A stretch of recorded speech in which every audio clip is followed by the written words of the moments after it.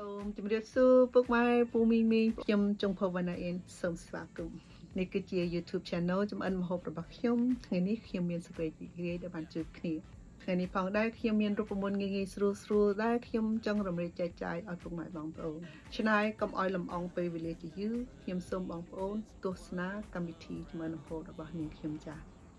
សូមអញ្ជើញថ្ងៃនេះនាងខ្ញុំចុងភវណ្ណាអៀនសូមជូនពុកម៉ែបងប្អូនព្រមទាំងទស្សនិកជនទាំងគ្រប់រូបជាម្ហូបខ្មែរដែលមានរសជាតិឆ្ងាញ់ជាសាមញ្ញទូទៅគឺជាឆាគ្រឿងចាឆាគ្រឿងគឺគ្មានបែងចែងថាយើងប្រើសាច់អ្វីនោះទេក៏ប៉ុន្តែថ្ងៃនេះនាងខ្ញុំមាន menu នឹងប្រើឆ្អឹងជំនីទន់សាច់ជ្រូកមុនចាប់ផ្ដើមចុងភៅសូមជូនវីដេអូវិធីធ្វើគ្រឿងឆាគ្រឿងជាបច្ឆោមគឺស្រុកខ្មែរយើងពោពេញទៅដោយគ្រឿងឱសថហើយនិងគ្រឿងស្រស់យកមកផ្សំធ្វើគ្រឿងគឺមានរសជាតិឆ្ងាញ់ពិសេសពីព្រោះនៅប្រទេសគេវាមានការរំបាកនឹងស្វែងរកឱសថស្រស់ហើយនិងគ្រឿងស្រស់ទាំងអស់នេះដូចពីដើមមិញអញ្ចឹងគឺយើងត្រូវហាន់គ្រឿងស្រស់ទាំងអស់នេះគឺមានរំដេងស្លឹកគ្រៃស្លឹកក្រូចព្រមទាំងរមៀតស្រស់ខ្ទឹមសខ្ទឹមបែងកាន់តែឈ្ងុយឆ្ងាញ់ទៀតហើយចាពិសេសថ្ងៃនេះគឺខ្ញុំនឹងប្រើម្រះប្រូចិនគឺម្រះប្រូចិនមានដើមខ្ពស់យ៉ាងនេះហើយចានាងខ្ញុំបានដើមពូជម្រះប្រូចិននេះមកពីប្អូនថ្លៃនៅ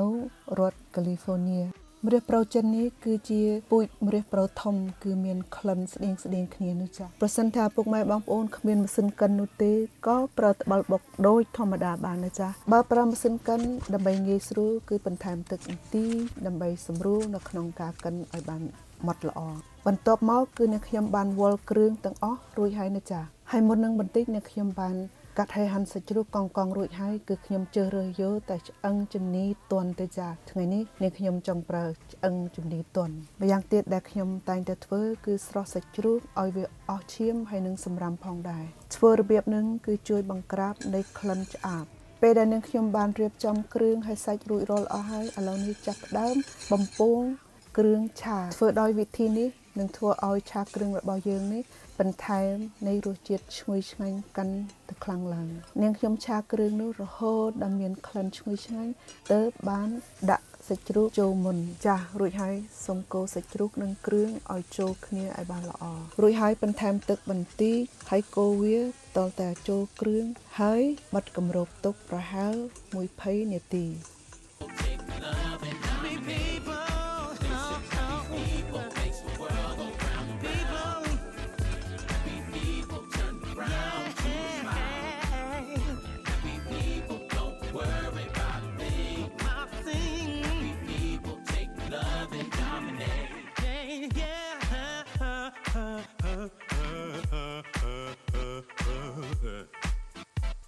Cause I just wanna see happy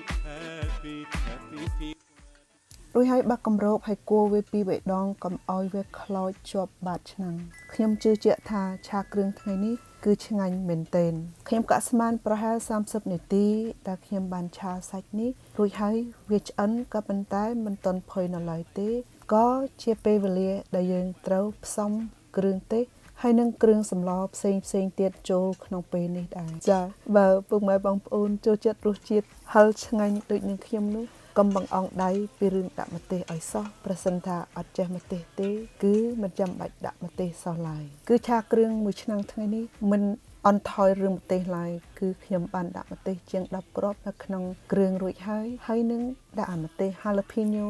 និងម្ទេសហាលនេះផងឆ្នៃហើយវានឹងហឹរខ្លាំងមែនទែននេះគឺជារសជាតិសាមញ្ញនៅក្នុងក្រុមគ្រួសាររបស់ខ្ញុំទេគឺពួកខ្ញុំចូលចិត្តញ៉ាំម្ហូបដែលមានរសជាតិហឹរខ្លាំងមែនទែនគឺពិសេសឆាគ្រឿងនេះអ្នកម្ដាយរបស់ខ្ញុំបានពោលពីនិយាយប្រាប់ថា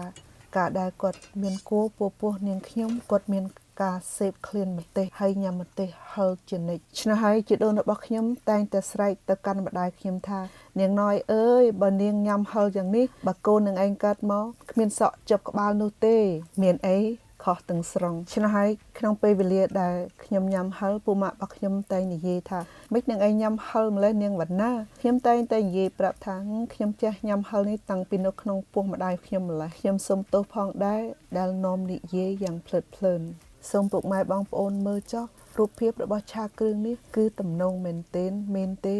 គឺវាឈ្ងុយខ្លាំងមែនទែននៅក្នុងផ្ទះខ្ញុំចាពីព្រោះថានេះគឺជាសាច់ជ្រូកគឺវាមានខ្លាញ់ជាប់ច្រើនឆ្នៃឲ្យត្រូវស្រង់ខ្លាញ់ចេញខ្លះផងដែរគឺរូបមន្តពិសេសនេះគឺខ្ញុំបន្ថែមម្ជូរបន្តិចដើម្បីធ្វើឲ្យរសជាតិឆានេះវាមានរសជាតិពិសេសគឺមានប្រៃមានផ្អែមតិចក៏ប៉ុន្តែមានរសជាតិជូរបន្តិចបើទៅញ៉ាំនៅហាងខ្ញុំនឹកឃើញថាគេអត់ប្រើប្រហុកទេគេប្រើកាពិហើយនិងទឹកត្រីជំនួសសម្រាប់ចុងភវណ្ណាក៏ធ្លាប់ឆាគ្រឿងដាក់កាពិហើយក៏មានរសជាតិឆ្ងាញ់មិនធម្មតាដូចគ្នាដែរខ្ញុំមានពូម៉ាក់ខ្លះគេថាគេអត់ញ៉ាំប្រហុកញ៉ាំកាពិទេក៏ប៉ុន្តែគេញ៉ាំទឹកត្រីខ្ញុំមានពូម៉ាក់តែមួយអ្នកគាត់ដែលអត់ញ៉ាំកាពិញ៉ាំទឹកត្រីឬញ៉ាំទឹកស្អ៊ីវបានទេនោះគឺញ៉ាំបានតែអំបិលចានាងខ្ញុំបានឆាសាច់នេះប្រហែលជាង1ម៉ោងឬ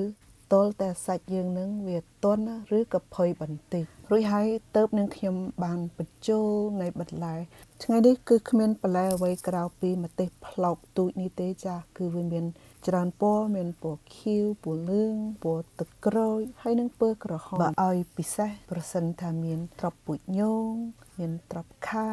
ឬក៏ត្រប់ស្រួយវានឹងធ្វើឲ្យឆ្ងាញ់កាន់តែខ្លាំងឡើងដោយសារតែចុងភៅមិនអាចរកទិញបានឆ្នៃសូមដាក់តែម្ទេសមានពណ៌ស្អាតនេះប៉ុណ្ណឹងបានហើយដាក់គ្រឿងម្ទេសរួចហើយខ្ញុំនឹងកូរវាបានប្រហែល5ទៅ10នាទីដើម្បីឲ្យបន្លែនឹងវាឆ្អិនសិនទើបខ្ញុំបន្ថែមចុងក្រោយបំផុតគឺជាម្រះប្រូរួចហើយកូរឲ្យសព្វបិទភ្លើងគឺពេលនេះឆាគ្រឿងរបស់យើង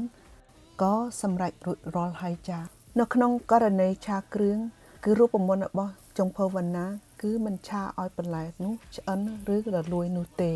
វិធីនេះនឹងធ្វើឲ្យបន្លែឆារបស់យើងនឹងមានពណ៌ស្រស់ស្អាតដូចយ៉ាងនេះចាពិតមែនហើយគឺឆាមួយឆ្នាំងនេះមិនគ្រាន់តែមានរសជាតិឆ្ងាញ់ល្មមនោះទេក៏ប៉ុន្តែនៅមានសម្រស់ដែលមានពណ៌លក្ខណៈធ្វើឲ្យម្ហូបនេះមើលទៅកាន់តែឆ្ងាញ់ហើយមានតម្លៃផងដែរដូចម្ហូបនៅក្នុងភោជនីយដ្ឋានអញ្ចឹងដើម្បីទាក់ទាញអារម្មណ៍របស់យើងគឺគេប្រើម្ហូបដែលមានពណ៌សម្រស់ឆើតឆាយដើម្បីល្អភ្នែកហើយនឹងឆ្ងាញ់មាត់ផងសម្រាប់ចុងភៅគឺពេលណាដែលឆាគ្រឿងខ្ញុំចូលចិត្តញ៉ាំមួយរំលែកអត់ទៅកូរឬវល់ជាមួយម្ហូបដទៃទៀតទេចាពិតប្រាកដមែនពីព្រោះថាឆាគ្រឿងនេះវាមានរសជាតិឆ្ងាញ់រួចស្រេចអស់ហើយឆ្នៃយើងមិនបាច់លាយឡំឬក៏វល់ជាមួយម្ហូបផ្សេងទៀតទេក្នុងគណៈនេះផងដែរគឺខ្ញុំរៀបចំមួយសម្រាប់ជូនអ្នកម្ដាយរបស់ខ្ញុំគឺគាត់កំពុងរងចាំម្ហូបថ្ងៃរសៀលនេះក៏ដូចឃើញហើយថាវាចូលដល់ទីបញ្ចប់នៅក្នុងកម្មវិធីឆាគ្រឿងរបស់ចុងភៅវណ្ណាអ៊ីនថ្ងៃនេះហើយក្នុងថ្ងៃនេះផងដែរចុងភៅវណ្ណាអ៊ីនសង្ឃឹមថារូបមន្តនេះនឹងមានសារៈសំខាន់ចំពោះពុកម៉ែបងប្អូនហើយនឹងនាំយកទៅប្រើប្រាស់នៅក្នុងចង្ក្រានបាយដើម្បីចម្អិនទុកចែកកូនចៅហើយនឹងក្រុមគ្រួសារបានទទួលទានម្យ៉ាងផងដែរប្រសិនពុកម៉ែបងប្អូនព្រមទាំងប្រិយមិត្តទាំងអស់ដែលធ្លាប់ឆាគ្រឿងឆ្ងាញ់ៗនេះសូមមេត្តាជួយ comment ហើយជួយណែនាំនឹងខ្ញុំផងនឹងខ្ញុំអាន comment ជានិច្ចហើយម្យ៉ាងផងដែរប្រសិនពុកម៉ែបងប្អូនប្រិយមិត្តព្រមទាំងជនទស្សនិកជនទាំងគ្រប់រូបនឹកឃើញថាវីដេអូនេះមានខ្លឹមសារប្រយោជន៍ល្អសូមមេត្តាជួយ share ចុច like subscribe ហើយនិងកណ្ដឹងផងចា៎ប្រសិនពុកម៉ែបងប្អូនចុចកណ្ដឹងហើយនិង like នឹងបានទទួលរំលែកចែកចាយវីដេអូថ្មីៗដែលខ្ញុំបញ្ចេញជូនពុកម៉ែបងប្អូនចា៎ចាំពីខ្ញុំចុងភៅវណ្ណាសូមសម្ដែងអំណរអគុណចំពោះពេលវេលាដែលពុកម៉ែបងប្អូនបានចូលមកទស្សនាហើយរួមនៅក្នុងកម្មវិធីរបស់នាងខ្ញុំមុននឹងនាងខ្ញុំបែកមួយឃ្លាខ្ញុំសូមជូនពរឲ្យពុកម៉ែបងប្អូនព្រមទាំងទស្សនិកជនទាំងគ្រប់រូបឲ្យមានសេចក្តីសុខសេចក្តីចម្រើនរីករាយស្វាហាប់ហើយនឹងសុខភាពល្អនាងខ្ញុំមានអំណរអគុណហើយសូមអរគុណចំពោះពុកម៉ែបងប្អូនព្រមទាំងទស្សនិកជនទាំងគ្រប់រូបខ្ញុំសូមជម្រាបលា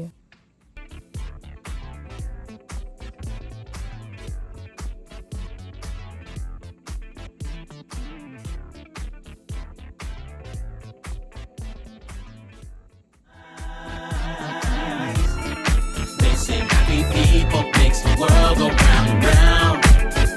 Happy people turn around.